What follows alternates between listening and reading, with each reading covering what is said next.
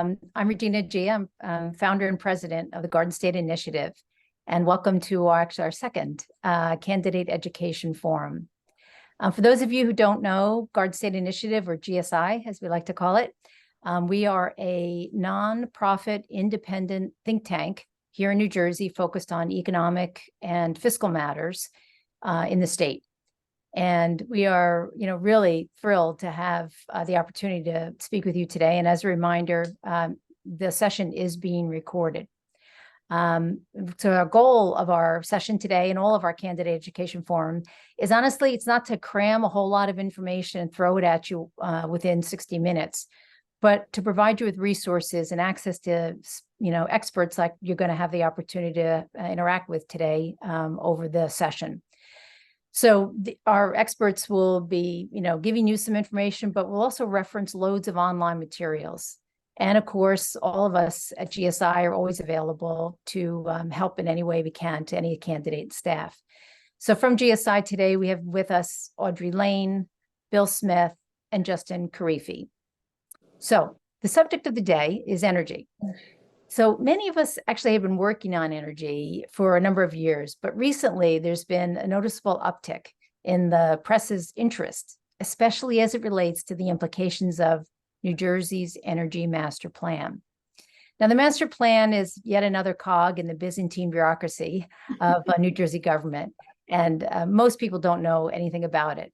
But as candidates and staffs to candidates, we wanted to help you to have a basic understanding about both what it is and how it works, but more importantly, the implications on ratepayers, who are, of course, citizens and voters. GSI's work is all available online, but to put it simply, we have been and continue to be very concerned about the opaqueness of this plan that has been barreling ahead without adequate scrutiny in our assessment. But as I mentioned recently, there seems to be more press inquiries, and as a result, a bit of buyer's remorse by some legislators, but we'll get into that more with our two speakers. The fact is, though, that really no one has been able to state how much our utility rates to light and heat our homes are going to go up, nor has anyone answered how these policies will intrude into our everyday lives with mandates and incentives to use electric appliances and automobiles. And of course, there's been a bit of a black cloud descending upon the wind turbine industry, and it's reflecting, honestly, some of the superficial concern that's been demonstrated by policymakers. So we have lots to cover, and we're going to jump right into it. So let me begin with introducing Commissioner Dianne Solomon. She served on New Jersey's Board of Public Utilities from 2013 to 2023. In her time at the BPU, she served as president and as a member of the governor's cabinet from January through October 2014. Commissioner Solomon is a member of the National Association of Regulatory Utility Commissioners, or NARUC, as it's more commonly known, and currently serves as chair of the Committee on Critical Infrastructure. She was selected to serve as a representative to the Gas Technology Institute's Public Interest Advisor Council and as a member of its natural gas partnership with the U.S. Department of Energy. Prior to Commissioner Solomon's appointment to the BPU, she served as commissioner on the South Jersey Transportation Authority, which is responsible for operating the Atlantic City Expressway, Atlantic City Airport, and shuttle service in and around South Jersey. Commissioner Solomon is a graduate of Rider University with a degree in political science. So with all that, welcome, Commissioner, and thank you again for making time for us today. My pleasure to be here. Thanks for having me. Yeah. So I think we'll begin with the basics about the New Jersey Board of Public Utilities, because it might be a little bit of a mystery. So if you could give a brief overview of how it functions and what should candidates for office know about the BPU as it relates to energy policy?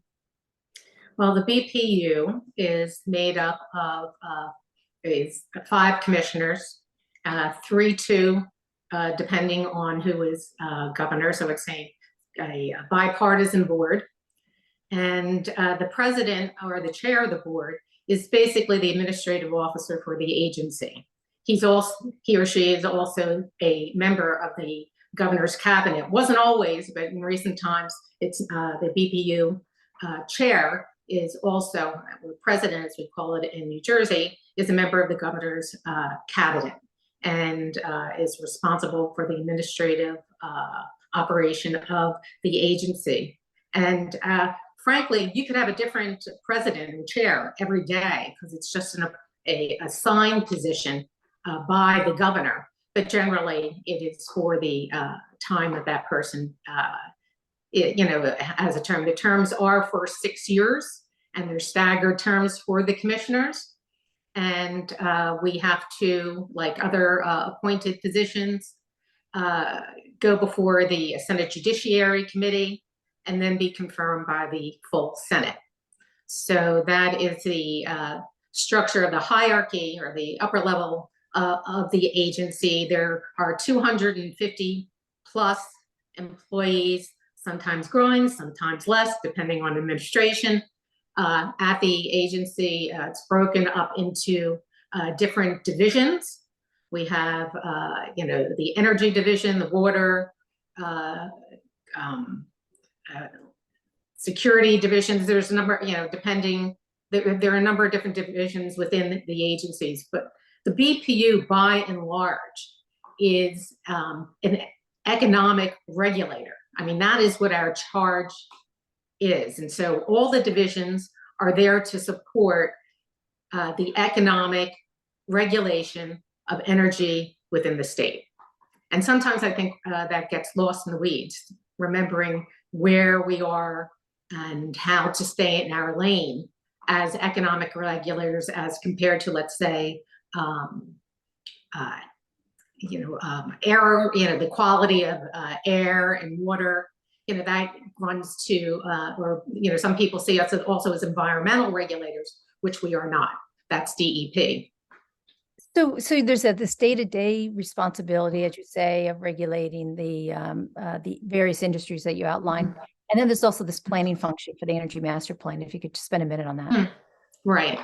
Well, in terms of regulating the different industries, we stand in the stead of competition in terms of setting rates and determining for the utilities what it is they can actually earn in terms of their utility rates. And normally it would be a function of competition. But because of the way utility regulation and because you have essential services that have to be provided, the law provides that we stand instead of competition to ensure that these services are available to all residents of New Jersey. The Energy Master Plan came into existence, I think, in the late 70s, if I'm not mistaken. At the time, I think maybe during the Carter administration, when gas prices were, going through the roof, and there was questions as to, what was going to be available. So the legislature enacted or directed that the state adopt a master plan for a period of 10 years on the production, distribution, consumption, and conservation of energy in the state. And the plan was to have long-term objectives, but also to provide for implementation measures to attain those objectives. So a number of different agencies actually were initially, and it changes, it seems, among administrations. It's not just the Board of Public Utility who puts together the Energy Master Plan. It is because there's an energy component to transportation. There's the EPA, DEP is part of working with the BPU on the plan. It's an economic driver, energy for the state, so EDA is involved in the plan. So a number of different agencies throughout the state give their input to the to reach those 10-year goals for energy within the state. So it's not just the BPU that's responsible. Okay, good. That's very helpful. And one last question. We're supposed to be anyway.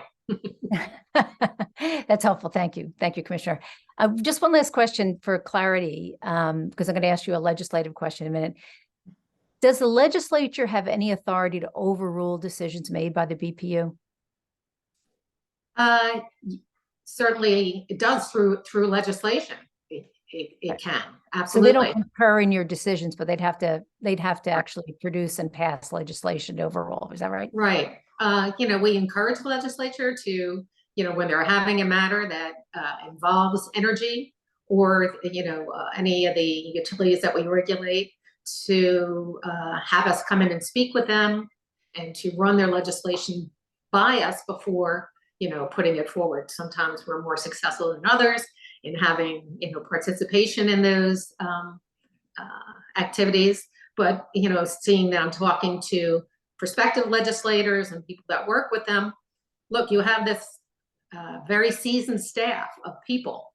It can give you the long-term view on these matters, and I would take advantage of their expertise if you could. So I want to bridge for a minute now to legislative, since obviously these are candidates and staffs. So recently there was, and I know we're going to talk with David about this a little bit more later as well, but there were tax credits awarded to one of the providers of the offshore wind, which is a component, obviously, of the Energy Master Plan. And I wonder if you could help put in context for everybody who's here about those subsidies and how that compares to those that, because we provide subsidies to solar or nuclear as well. And how would you compare them so that we have a good basic understanding of that? Well, the different subsidies are subject of legislation that has been passed. For instance, for the solar industry, there are solar renewable energy certificates that the legislature enacted, that we provide a mechanism to subsidize solar. So they enacted that a certain amount of energy be provided through renewable sources. You have when ADECA was passed, to require us to bring on cleaner forms. So that was a mechanism that we constructed in order to support solar. And that is the BPU. They didn't have to approve the REC. I don't believe the legislature actually approves the actual REC scheme, but they directed us to enact a vehicle in which to subsidize the solar industry.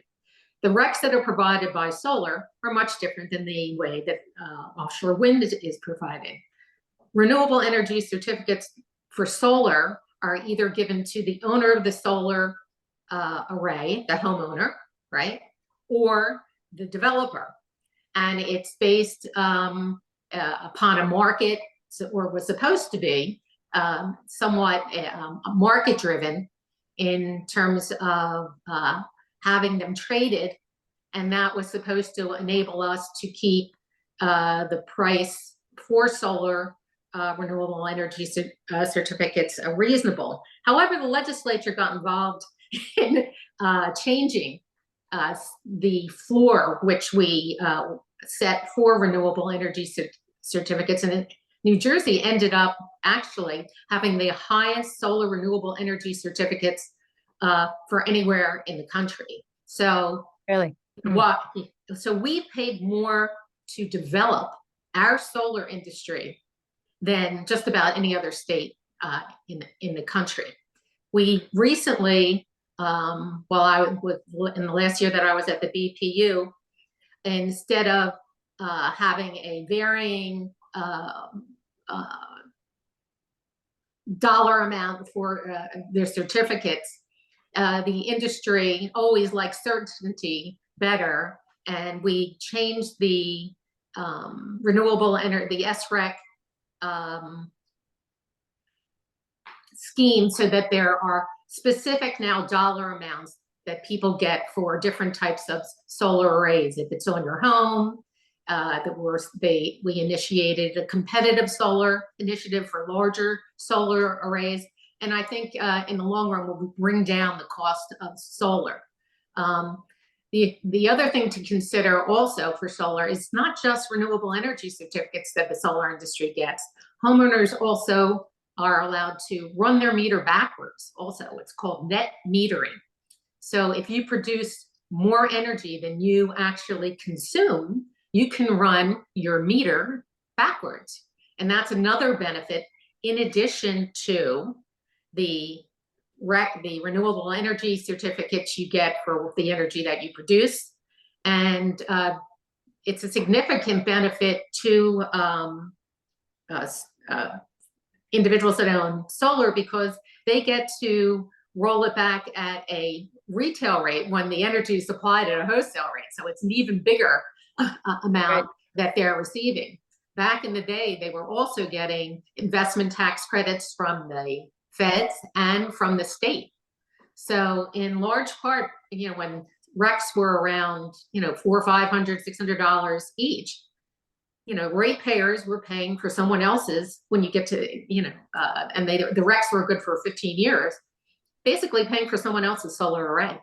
So that's solar RECs. With regard to offshore wind RECs, while it's called a REC, it's a much different scheme for subsidizing offshore wind than it is for solar.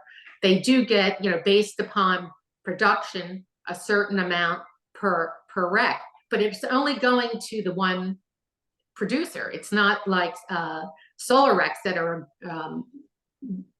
being supported by a number of different ratepayers throughout the state. So, it's significantly different. That we also have nuclear RECs that we also provided, but the reason that was enacted was for a much different reason than was initially. Well, it was to support the nuclear industry and to continue to have them, but the type of energy that nuclear produces compared to the intermittent energy that offshore wind and solar produces, there was a different calculus as to why we were providing those particular benefits to that industry. So, it's a very complicated set of circumstances, energy, and each one has its particular, benefits and to the state. Well, I think it's helpful. Thank you for all that, because I think it's helpful for everyone to understand that there are in fact subsidies in all of these forms of energy production. Yeah. Sorry if I went on. The master plan doesn't necessarily dictate the amounts. That's left to funding from the legislature and then execution by the BPU. So as I said in my opening remarks, it's a bit Byzantine, but it's something that we need to have an appreciation of, I think, as we go forward in this conversation. So I wanted to move along a little bit and now talk a little bit, not so much about the workings of BPU, but more of your professional perspective on a couple of things. After you left, I know it was going on before you left, but after you left, there was quite a bit of confusion in the public. It was reflected in the press and, a lot of the reporting about a recent efficiency plan adoption about gas service new construction.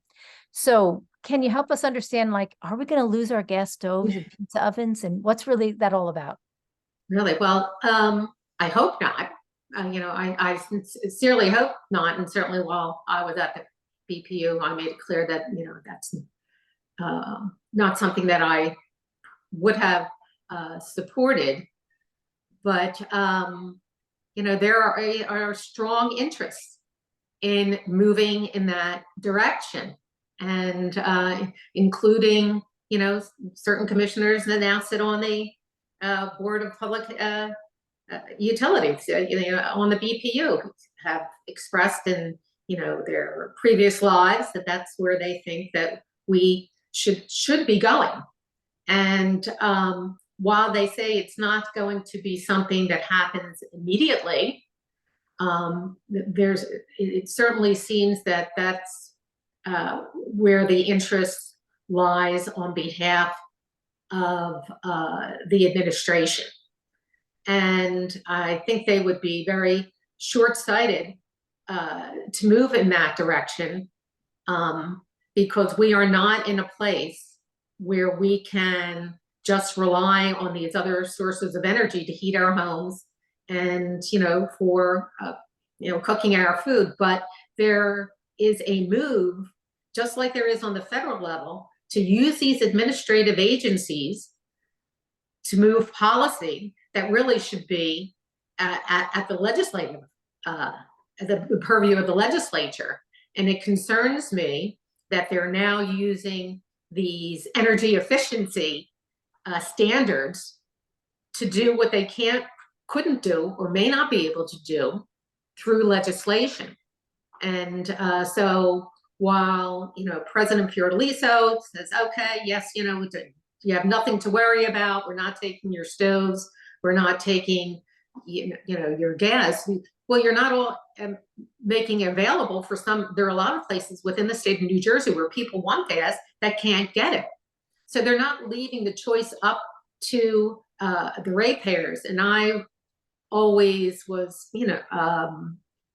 it always bothered me when we were dictating through policy or through the administrative code what people can and cannot do. That's is certainly a concern of mine, that they're using these rules to move policy forward that should be coming out of the legislature. Yeah, I think it's a really helpful thing for candidates to start to think about their view on that, right? The separation of the administrative, organizations versus, what gets legislated. And how you want to get there. I mean, I'm fuel agnostic, but it has to make sense. There's only so many dollars that ratepayers can afford, and the Energy Master Plan, while it sets out a plan, and we were talking about the different recs and ways that you can go, it's really aspirational more than anything else.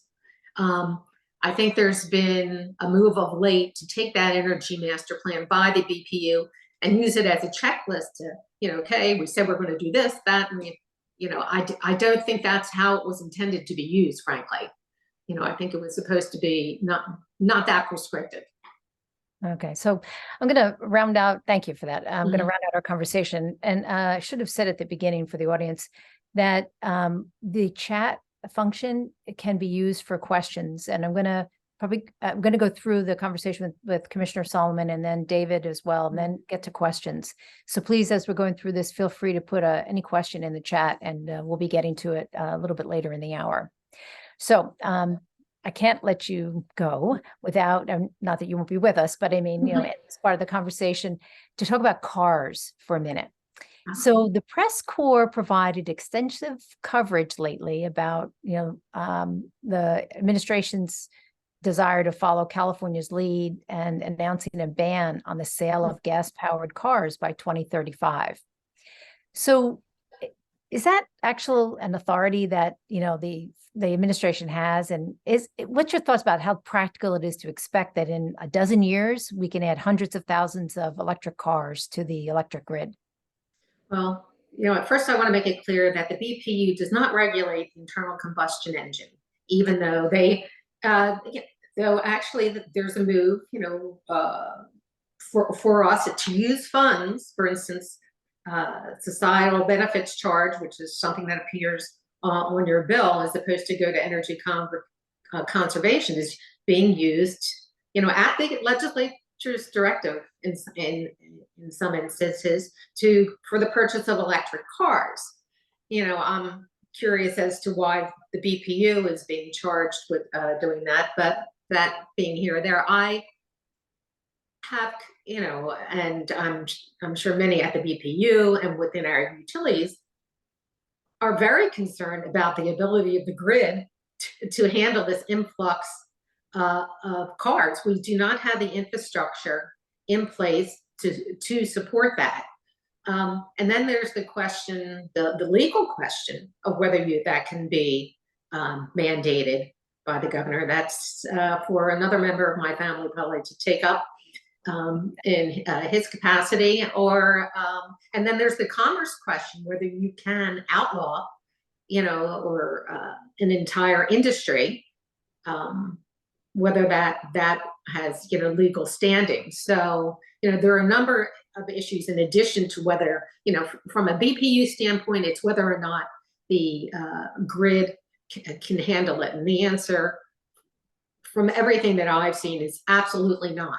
So, we need to be really careful, and that's why the BPU is involved in the rollout of electric vehicles, so that we're working with utilities to make sure that chargers and people coming online do not knock all the rest of us all offline. So, Exactly. And this whole, I think people, generally don't understand. Oh yeah, electric vehicles. We'll just all get them and hook up. We'll have fleets, all over the state. We're a small state, and the grid is, pretty, robust in our state, and needs upgrades for just what it was handling without the vehicles. So, there's a lot of thought that needs to go into the rollout of this type of technology. yeah, that's really great, Diane. Thank you so much, because it's not really about the vehicles, to your point. It's about how you power them, right? And as you say, the contention for resources, and it's a very, I'm trying, hopefully the audience is getting appreciation. It's, one thing is very related to another, and one has to be thinking about simultaneously holding multiple things in their minds and how we form policy. So that's a terrific overview, and I appreciate all of that. And you're going to stay with us. We're going to move into one specific category of power provision in the state of New Jersey that's gotten a lot of press, which is why we are focusing on it, honestly, for this session. Again, we're not trying to be comprehensive, just give you a sampling of some information. We'll provide resources online. But I'll turn now to our second speaker, I should say, David Shanker. And David is the New Jersey spokesman for the Save the Right Whales, but was born and raised in New Jersey and has deep roots at the shore and our oceans and bays. Professionally, David was an executive in the market research industry, which gave him and his family the opportunity to live in New York, Chicago, and Los Angeles. But even so, he spent every summer since he was 10 years old at the New Jersey shore. He's a sailor, scuba certified, and was an ocean lifeguard. Was a lifeguard at Long Beach Township Beach during his high school and college summers. He is a 50-plus year member, although I probably shouldn't say, I guess, all those years, but 50-plus year member and past Commodore of the Brant Beach Yacht Club here in New Jersey, and the current president of the Brant Beach Sailing Foundation. David's recent involvement with Save the Right Whales came about as he discovered how the offshore wind turbine developments being built up and down the East Coast will impact the beautiful and endangered species known as the right whales. David's currently focused on educating and raising awareness about what is happening in our oceans and the impact it will have on all our marine mammals. So welcome, David, and thanks again for being with us today. Oh, thanks, Regina. I'm very happy to be here. So there's been a much more public recently, which I know I would think you're very grateful for, debate about the offshore wind, and it's intensifying between going full speed ahead and those in the developing that, and those who think we should be pumping the brakes. There've been lots of questions about the economic impact and whether or not development is contributing to the death of dozens of whales and dolphins and marine life. And until recently, we've seen the media in New Jersey largely accept the talking points and the proponents, but we're seeing a little bit more skepticism. So let's begin, as we did with Commissioner Solomon. Let's give us some basics, and let's start with maybe a 30,000-foot description of what development of wind farms is actually planned for New Jersey. Yeah, Regina, great question. Right now, there are plans to build hundreds and hundreds and ultimately thousands of turbines off the coast of New Jersey. The very first are planned to be built off of Atlantic City and south, and then the second phase would be Brigantine and north. The plan today calls for about 98 in phase one off of Atlantic City, 357 off of Brigantine and LBI. By the way, the plan calls for these turbines to be over 1,000 feet tall. To put that in perspective, the Eiffel Tower is 1,000 feet tall. A 40-story building is approximately 40 feet tall, and they've never been built before. So right now, there are turbines that are operating over in Europe. There's a small handful here in the States. Maybe we can talk about that later, but never before have we built them the size that they're planning to build them right off the coast. And when I say off the coast, I literally mean right off the coast. Those that are planned for New Jersey start at 8.7 miles off the coast of Brigantine, and they'll extend outward because there'll be rows and rows and rows of them, but nowhere in the world have they been built this close to any landmass. As a matter of fact, most of the plans outside of New Jersey, so in other states, have them further than the 8.79 miles that are going to be built or being planned to be built right here. They have huge wingspans. Each blade is the size of a couple football fields. By the way, no proper way to dispose of them. They will just sit in landfills forever. And there are already landfills in the middle of, I think, Nebraska, where they're sitting right now, just sitting there. So we're looking at a vast industrialization of our ocean that will cause environmental challenges, economic challenges, challenges to navigation, challenges to boat safety, challenges to commercial fishing, and certainly challenges to birds and marine mammals, and very specifically the North Atlantic right whale. So, as this debate is now, it's been very heated in other parts, I know, north of us and south of us, frankly. And as it's gotten more and more heated, of course, the name calling and some of the, undermining of different statements are becoming now more public. And, some defenders of the development of the wind farms, think it's really have said that, look, this is NIMBYism, right? That these are people who are trying to protect their view and property values, or individuals like yourself are being funded by fossil fuel companies. There's all sorts of accusations going back and forth. And so I'm going to give you an opportunity to kind of, what are you really looking for? I mean, you're looking for a complete stop to the development of offshore wind, or changes to the current plan? And how do you really articulate what your position is about the development of the wind farms? I think the best way to explain that is that we're looking for the responsible development of any type of alternative green energy source. Let's face it, it's just good for our globe to have multiple sources of energy, but we need to do it responsibly. And right now, it's just not being done responsibly. By the way, Regina, this is not a political issue. This is an environmental issue. It's an economic issue, right? It's a survival issue for the North Atlantic right whale and for the birds. It's a survival issue for the commercial fishing industry. It's a safety issue for boats because radars will no longer work. The Coast Guard will not be able to do successful, effective search and rescue. So what we're looking for is to do this responsibly. Responsibly means do not build these thousands of turbines from Maine down to the Carolinas in the migration path of the North Atlantic right whale. Today, they estimate there's about 350 of them left in the entire world. Females are estimated to be somewhere around 70 or 80.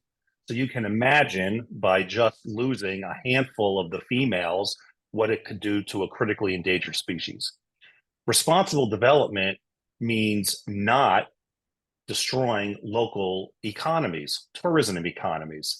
I read an article recently in Cape May County alone, there is a $1.1 billion negative impact to the tourism economy in Cape May County.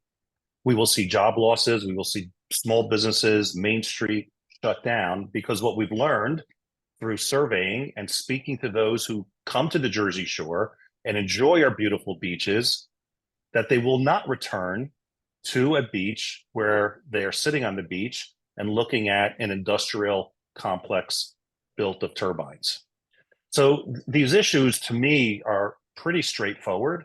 Let's be responsible with what we're doing and think about every one of the implications. One last thing. For some reason, today we're in a position of New Jersey and Massachusetts being the betas. We're the tests.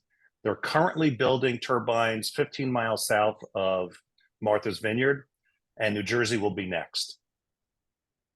It makes no sense to build hundreds and hundreds of turbines without understanding, will they work? Will they spin? Will they leak gas? Will they emit EMFs? Will they kill whales? Will they destroy commercial fishing? We don't know the answers to that. All we can do right now is look to Europe, where they've been built in the North Sea, and understand impacts there, but it's not apples to apples because they're not 1,000 feet tall and they're not 9 miles offshore. My hope, my wish, and what I implore those that are making these decisions is to do your homework first. The data right now speaks for itself. I'm a businessman. I look at data and make decisions. And today the data says, slow this thing down. Just stop what you're doing and get some real facts so we can make decisions based off of data, not off of things that we're wishing that will happen. And if you would, I just wanted to ask you to expand a little bit more about Europe. What else is going on over there? Because that's been in the press quite a bit. Can you give us a little bit more in addition to the North Sea? Well, I'm not an expert on what's going on over there. I've been focused, obviously here on the East Coast. What I can tell you about the North Sea is they have problems there as well.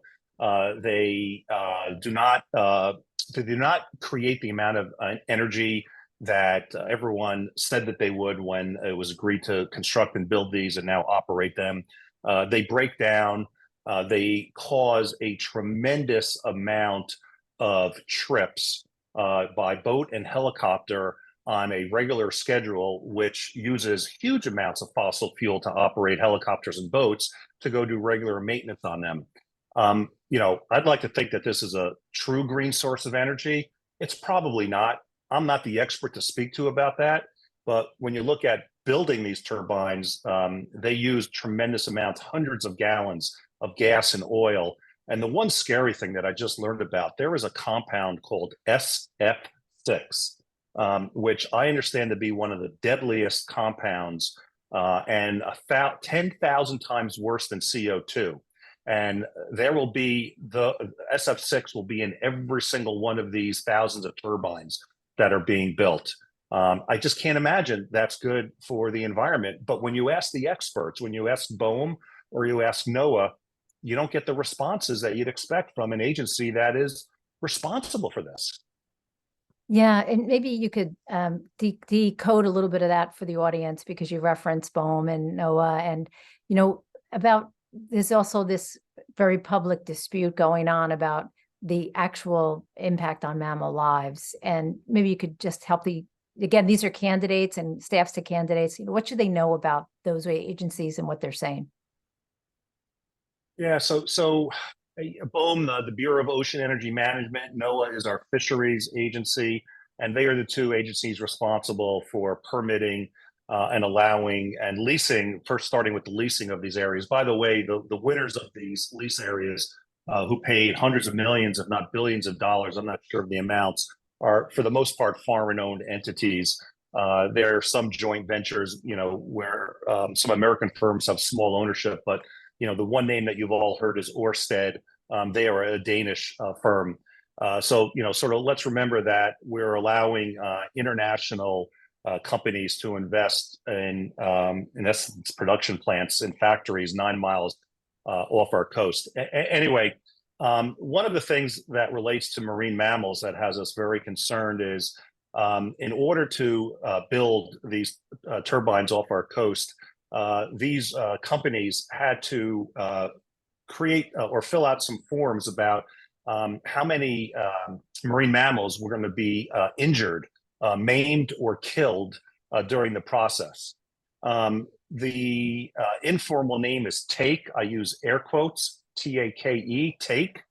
And the number of takes, if you total them up for all of the leased areas from Maine down to the North Carolina, exceeds the total population of North Atlantic right whales. The total number that are alive today, meaning more than 350, the total number of porpoises and dolphins are in the tens of thousands. So what's happening is these government agencies are approving singularly, yes, you can build turbines off of Long Island. Yes, you can build one off of Atlantic City. Yes, you can build one off of LBI.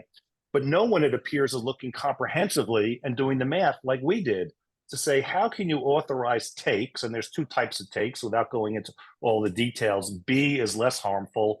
A is maiming and killing. But when you total up A and B takes, it blows my mind that the total for the North Atlantic right whale exceeds the population that exists today. To me, that says the government has just approved the extinction of this beautiful, beautiful whale. So we need to see better coordination across the agencies. And I will tell you, we're lacking communication. Regina, I went to a BOEM presentation in Manahawkin about 6 weeks ago. And it was very frustrating because we were there asking all the right questions and we just couldn't get answers. We were looking for data to help us understand, and we're just not getting that. And I just wish we could. Okay, well, that's helpful. Thanks, David. So I'm gonna wind down this portion, and I'm gonna I see there are a couple questions in the chat, and I have other questions that have come in on text. So thank you, David, for giving us that perspective on that it's not that we don't think that your organization and those you're working with that we shouldn't be working on renewable sources, but it's more the how and the where, and using data and being more practical about being judicious, probably a better word, judicious about how we deploy new technologies as we go forward here. So thank you, David. So I'm going to let's do some Q&A. And so Audrey, I'll turn to you and ask you what questions we've got. Yeah, of course. And as you said, we're getting a few in by text as well, but let's jump into Mike Candido's question. I think it's a good one. He said, so for years, natural gas was touted as being clean and plentiful. Why the change in narrative? And to him, it sounds a little like political nonsense. Okay, so Dianne, I think that's probably to you about natural gas and how that fits in the overall, planning for the state, and why maybe we might have a different point of view on it.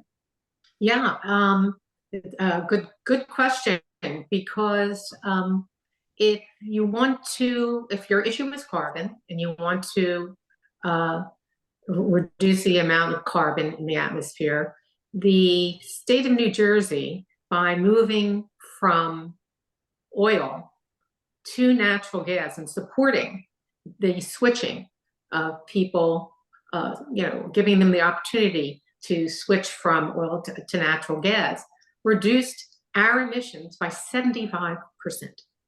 75%.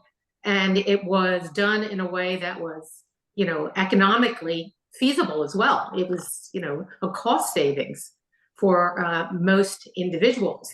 So, when I think about, okay, if carbon's the issue, we want to reduce our emissions, and I'm an economic regulator and I want to stack it in a way that I'm going to do it in the most economical way, gas has to continue to be one of those options. And for the life of me, I don't understand the position, either at a state level or at a federal level, frankly, for not taking advantage of a commodity which is, plentiful, especially for residents in New Jersey, being so close to the largest, natural gas deposits in the Marcellus, could really be a boon, economically, from a national security perspective. So the issue is often says, well, we have this moral obligation, to our children. Well, none of these sources, are, they're not moral or amoral. And it's a matter of using them in the best way possible to achieve our goals. And frankly, the ratepayers of New Jersey have invested a whole lot of money in our natural gas infrastructure, which in the future, they're also talking about using that for storage purposes. And with intermittent resources, without figuring out the storage issue, and I don't mean to get into the weeds here, but you need to have backup for these intermittent resources. And that's going to be either natural gas or nuclear, and we're looking into small and modular nuclear.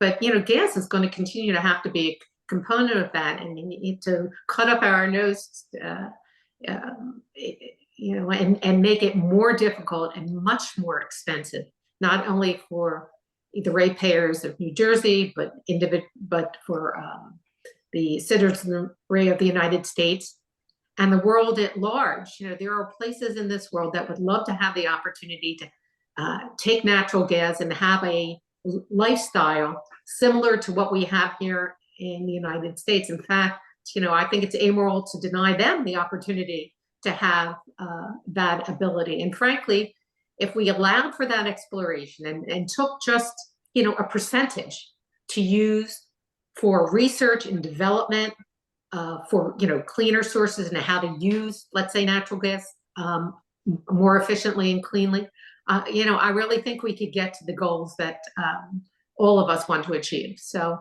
Yeah, and I think to build on that, I think that the term that of art, I think now is kind of an all of the above strategy, right? Right. Right. And that's what it used to be. And, in previous administrations, it was, that was actually all of the above. But there's a, strong movement to electrify everything and to move, as you said, to these, bans on fossil fuels. And I think, frankly, that's short-sighted. Yeah. And as I said at the beginning of my remarks, actually at the top of the hour, that, our position at GSI has been certainly in all the above. And there ought to be this natural tension of, as technology continues to evolve and improve, the tension point back against it is the cost to the ratepayer, whether they're commercial or residential. And that's really what we've been arguing for, that there's a push for certain technologies and advancement of certain technologies with other goals, not balanced, I think is the right word, not balanced with displaying what are the consequences of that financially, as we like to say. So an affordability question for New Jersey, a reliability, you've talked about intermittent, right? Wind and solar intermittent sources at this point with no limited storage capacity versus nuclear and natural gas. And of course, this sustainable aspect, like balancing the carbon emissions. Mm-hmm. So again, for the candidates, it is a subject that being thoughtful about how you find that balance and where all those points of leverage for creating that tension are going to be, I think, complicated for the legislature on a going forward basis. So thanks, Dianne, for helping answer that question. Another question, Audrey? Right, and this is a good one as well. What are the goals of the Energy Master Plan? Which I'm sure Dianne can jump in, and then, David, we'd love to hear your thoughts as well on who's provided the data that shows how onshore wind can help us meet those goals. So 2 good questions back to back. I don't know if you want me to jump in. Yeah. Well, if you look at the goals of the master plan changed by administration, frankly. When you look at the goals of the master plan, let's say under the Christie administration, you're looking at, post-Sandy and storms, and you were looking at security of the system and bringing down the cost of energy. When you look at the goals of the master plan under the Murphy administration, it's more about, emissions and, bringing on more renewable sources. And the master plan was influenced by, for the Murphy administration, they contracted with Rocky Mountain Institute to determine, well, could we reach the goals of the energy master plan? There were 100% renewable energy, and Rocky Mountain Institute did an evaluation and said, "Oh, yes, you can do it, and then these are the means by which you can get it done." And then they hired another consultant to come in and said, "Okay, well, the least cost solution in providing to reaching those goals would require so much wind energy, so much solar energy in order to reach those goals. So they bring in consultants to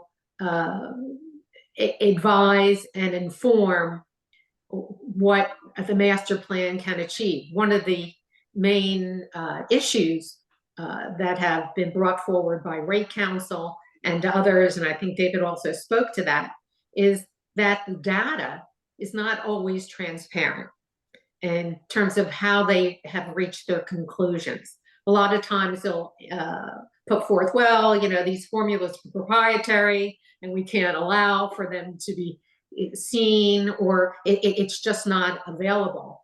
And that makes it really difficult to know whether the solutions that they're suggesting and the vehicles that they're promoting really do make the most sense. Not to mention that we didn't have a cost evaluation of it either, but that's a separate and distinct point. But that's how they go about deciding how much of each and whether or not it can be accomplished. Right. And if I remember precisely, and we'll get to you, Dave, in 1 second, is that the goal was to move to, currently New Jersey has 40-some% supplied by natural gas, so 40-some% by nuclear, and then the remaining being some mix of renewables and other like propane, you know, sources. So there's kind of a last 10% of mixed of renewables in there. And that the goal was to get to 30% renewable by 2030.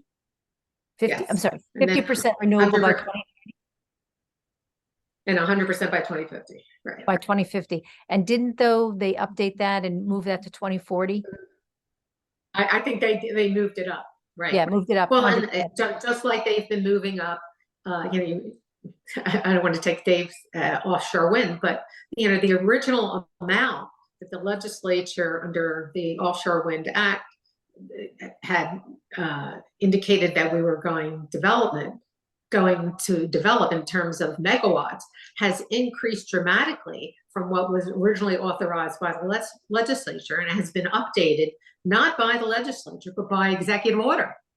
So we're proceeding on building out an industry based on executive order rather than something that the legislature put forth. Put forth. And I know that I've seen, and I know we have some active legislators on the call here today, that there is some movement in the legislature to think about introducing new legislature to regain, I think, some of that control. So, David, anything that you want to add to that before we go on to another question? Yeah, just real fast. So whatever the goal is, you know, to me, it's throwing darts at whatever number they hit. The reason why it's a challenge is these goals are all based off of technology that has not yet been built, has not yet been installed, and has not yet been operated. So the assumptions are being made that these 1,000-foot turbines are actually going to work. Let me tell you something. Off the coast of Block Island in Rhode Island, there are 5 turbines. They've been there for about a decade. In a decade, all 5 have never spun at the same time. And these turbines are only about 300 feet tall, so they don't work. They leak oil. The electric lines that connect them to the shore are now exposed. They were initially buried and now they're exposed, and they're trying to figure out how to fix that. So we have these lofty goals, but we have no idea if these 1,000-foot turbines will actually work. But we're, you know, full speed ahead on building thousands of them right now. Okay, thanks. So I'm going to take one more question, but David, before we do that, I wanted to, if anybody wants to get in touch with your organization, what's the best way for them to reach you? So we're Save the Right Whale Coalition. We're .org. We're a 501c3. And if you want to get a hold of me, it's my name, David Shanker at me.com. I'm happy to chat with all of you and help answer any questions that you may have. Super. Thanks, you, David. Okay. One last, hopefully quick question, Audrey. Yeah, this is a quick question that came in by text, and it's, how difficult will it be for a future governor or legislature to undo the current energy master plan? Well, And I want to throw out there, we have 3 minutes left in our Zoom, so it's a speed round. So Dianne, I think you already mentioned that it's a 10-year plan, and this one is due to be reissued in January. If I remember, they're going to do an update.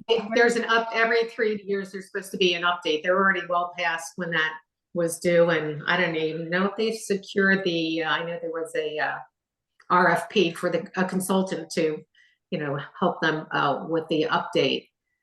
However, each governor, when they come in, gets to, like I said, the plans are aspirational, really, and it is really meant for the industries and for those involved to give them some certainty as to where that administration is heading. These are not industries that can change on a dime. So, that's the reason really for the plan. But certainly, these plans change. Like, look what just happened with the investment tax credits for wind. Okay, we at the BPU have been assured when we were reviewing the contracts for the original solicitation that these tax credits, if any were issued, were going to be given back to the ratepayers. And that went into our calculus because there was a required cost benefit analysis under the legislation that we had to determine whether or not these projects met. And that went into the planning and our approving that particular solicitation. Well, that's changed. Then that's no longer where we're at. So yes, these things can change and do change quite often. From administration to administration. So there would be, so absolutely. You actually said it better than me. There are updates that come in under the every 3 years. So that window of opportunity will be for the new governor as well. Okay, I think we're at the top of the hour. Promise to always keep these to an hour. I really appreciate everybody who was able to hang in there with us. Thank you, Commissioner Solomon and David Shanker for being with us and providing the perspective. As I mentioned at the top, resources are always available at GSI, and I think you can always contact any one of us via the website. And we'll be planning some more candidate education forums as we go into the fall. So thank you again for everyone for being with us, and we'll see you next time. Thank you. Thank you so much.